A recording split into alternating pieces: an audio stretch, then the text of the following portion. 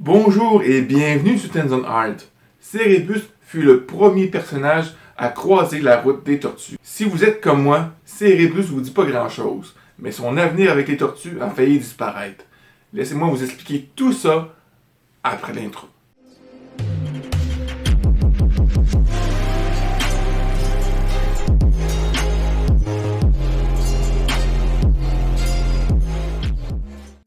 Cérébus est une bande dessinée qui a commencé comme une parodie de Conan le Barbare, créée par le Canadien caricaturiste Dave Sim, qui a duré de décembre 1977 à mars 2004. Sim avait annoncé très tôt que la série se terminerait avec la mort du personnage principal. Cérébus, qui a à son actif 300 numéros, est un ornithérop, également appelé cochon de terre, anthropomorphe, qui assume plusieurs rôles tout au long de son histoire. La série se distingue par son expérimentation dans la forme et le contenu, et par la dextérité de ses illustrations, en particulier après que l'artiste Jay Hard se soit joint au 65e numéro.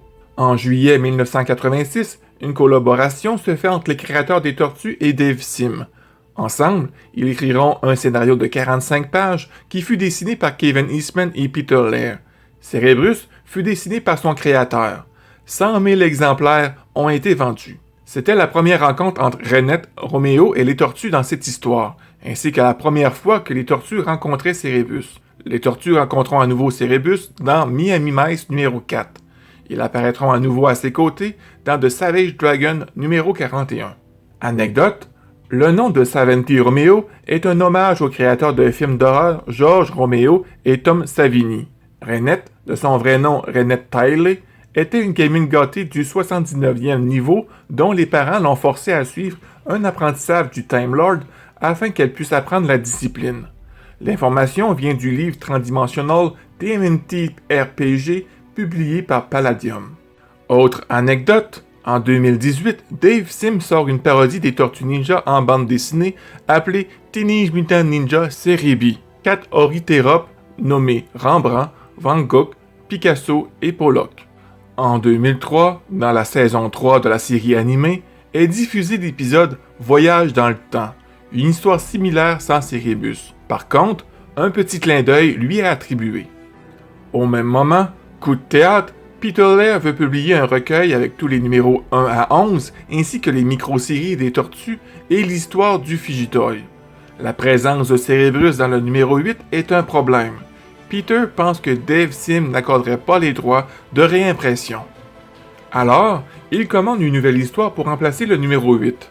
Donc les premières nouvelles concernant ce numéro substitut TMNT numéro 8 sont venues de Peter Laird avertissant les fans dans TMNT volume 4 numéro 9, disant « Vous serez peut-être intéressé de savoir que nous avons en préparation une réimagination du TMNT numéro 8. Le numéro de la série originale dans laquelle Saventi Romeo est apparu pour la première fois. Ce livre, qui sera probablement imprimé dans le courant de cette année, remplacera l'histoire originale du numéro 8, dans la continuité officielle de Mirage. Une toute nouvelle histoire sur la rencontre des Tortues avec Saventi Romeo et Renette. Lorsque Dave Sim a eu vent de cela, il a publié sa réponse dans les pages de Cérébus numéro 300, le dernier numéro de cette bande dessinée. Après une longue taille sur les droits des créateurs à réimprimer le travail partagé, il a accordé à Laird la permission de réimprimer TMNT numéro 8, sous certaines conditions. En conséquence, le besoin de l'histoire substitut, le paradoxe de Tchaikovsky, est devenu obsolète et a été mise de côté par Mirage. En 2007, l'histoire Le paradoxe de Tchaikovsky a été publiée en espagnol dans le Tortugas Ninja Collection volume 2, publié par Norma Editorial. En 2009, Peter publie enfin son recueil TMNT Collected Book Volume 1. En 2011, le fan russe Arseny Dubakov, qui a publié des réimpressions TMNT sous licence officielle pour le marché russe via sa compagnie Illusion Studio, a coordonné les traductions en anglais et en russe de la version espagnole, et un tirage limité de celui-ci sous le titre non officiel Tale of the TMNT Volume 2, numéro 71, 100 exemplaires en anglais, 40 en russe. Finalement, Arseny Dubakov, l'artiste derrière TMNT Volume 3, numéros 24 et 25, a coordonné un effort majeur parmi les fans. Et à vrai dire, le paradoxe de Tchaikovsky est maintenant disponible en anglais dans des exemplaires plutôt joliment imprimés. Le paradoxe de Tchovnovsky est une histoire intéressante. Il agit comme un substitut narratif de TMNT volume 1 numéro 8 sans réellement remplacer cette histoire. Les événements se sont toujours produits, du moins dans la chronologie de Renet. Mais cela agit simplement comme un moyen alternatif aux mêmes fins si l'on choisit ainsi de le préférer. À la fin de l'histoire, Roméo est toujours pris au piège dans la période du Crétacé, afin qu'il puisse faire son retour dans Tale of the TMNT volume 1 numéro 7, et Renette est à nouveau une jeune fille, gardant sa personnalité. J'ai trouvé l'histoire très intéressante, en particulier la relation amoureuse entre Renette et Roméo, parce qu'elle nous donne enfin une origine pour Roméo qui n'était auparavant qu'un méchant en 2 dimensions. Autre chose que j'ai trouvé intéressant dans ce comic est la publicité du crossover des Tortues Ninja versus les Prédateurs.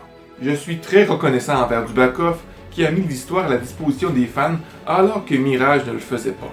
Viacom possède maintenant les Tortues et ils ont concédé sous licence les bandes dessinées à IDW à des fins de réimpression. En 2018, IDW a réimprimé TMNT numéro 8 dans TMNT The Ultimate Collection Volume 2, ayant conclu un nouvel accord avec Dave Sim. Pour le Tale of TMNT Volume 2, numéro 71, Viacom le considère jusqu'à maintenant comme un fanfiction. Pour nous, fans français, jusqu'à maintenant, rien n'est envisagé par les éditeurs de publier cette histoire.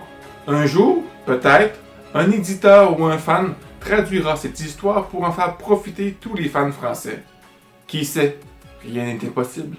C'est tout pour la vidéo d'aujourd'hui, j'espère que tu as appris quelque chose. N'oublie pas de mettre les pouces bleus, de partager pour faire connaître cette chaîne et de t'abonner pour ne rien manquer. Sur ce, mon ami, je te souhaite une agréable journée, sois prudent parce que tu es important et on se dit à la prochaine vidéo. Bye bye.